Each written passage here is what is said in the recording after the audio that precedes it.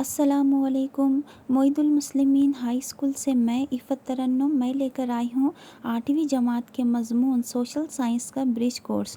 تو برج کورس کا ہمارا پہلا دن ہے، تو آئیے ہم معلومات حاصل کرتے ہیں۔ حوالہ 7ویں جماعت آموزش بحاصل تاریخ کے مختلف ماخذ پہچانتا ہے اور ان کا موجودہ زمانے میں تاریخ کی تشکیل نو کے لیے استعمال کو واضح کرتا ہے۔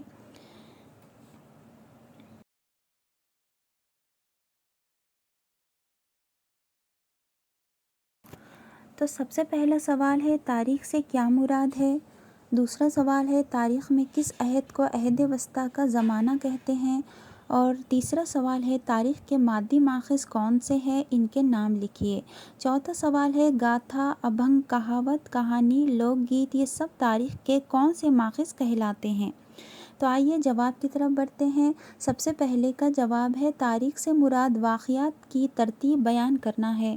دوسرے سوال کا جواب ہے 9ویں صدی عیسوی سے 18ویں صدی عیسوی تک کے عہد کو بھارت کی تاریخ کا عہد وسطیٰ مانا جاتا ہے۔ یہ پہلے کا اور دوسرے کا جواب ہے۔ تو آئیے تیسرے سوال کے جواب کی طرف بڑھتے ہیں۔ اشیاء اور عمارتوں کے باقیات جیسے کتبے، سکے، عمارت وغیرہ۔ چوتھے سوال کا جواب ہے گاتھا، ابھنگ، کہاوت، کہانی، لوک گیت وغیرہ یہ سب جو ہے زبانی ماخذ میں اس کا شمار کیا جاتا ہے۔ آئیے کر کے دیکھتے ہیں۔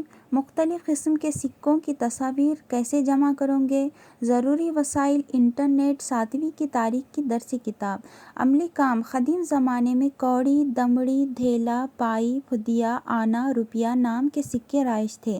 سکوں پر کچھ کہاوتیں ضرب المثال تحریر ہے جو ہماری زبان میں مشتمل ہے، انہیں معلوم کر کے لکھیے۔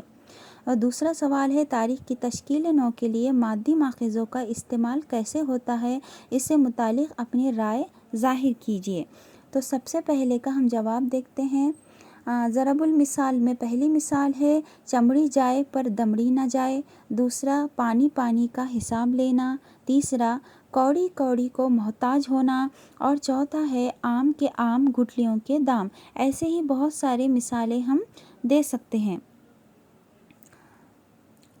تاریخ کی تشکیل نو کے لیے مادی ماخذوں کا استعمال کیسے ہوتا ہے، اس سے متعلق اپنی رائے کا اظہار کیجیے۔ تو آئیے ہم بڑھتے ہیں مادی ماخذ کی طرف۔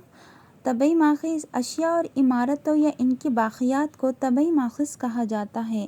عمارتوں کے مطالعے سے ہمیں اس عہد کی فن تعمیر کی ترقی، عوام کے طرز رہائش، معیار زندگی اور ان کی معاشی حالات کی معلومات حاصل ہوتی ہے۔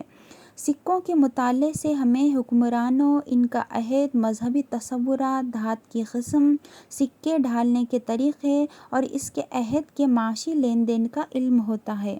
کتبے، پتھروں پر کندہ تحریریں اور تامر پٹ کی وجہ سے اس عہد کی زبان، رسم الخط کے بارے میں پتہ چلتا ہے۔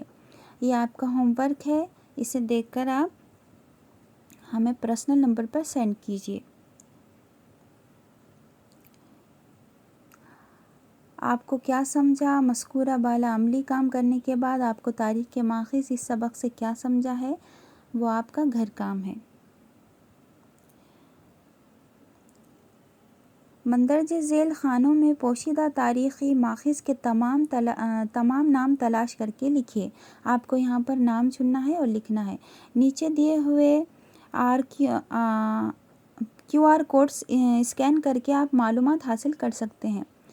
یہاں پر جو ہے آپ کو خاکہ دیا ہوا ہے، اس میں سے آپ کو معلومات لینا ہے۔ اس خاکے میں سنتوں کے نام ہیں، کتابوں وغیرہ کے نام دیے گئے ہیں، جیسا بھگوت گیتا، تکارام، رام داس، نام دیو وغیرہ وغیرہ۔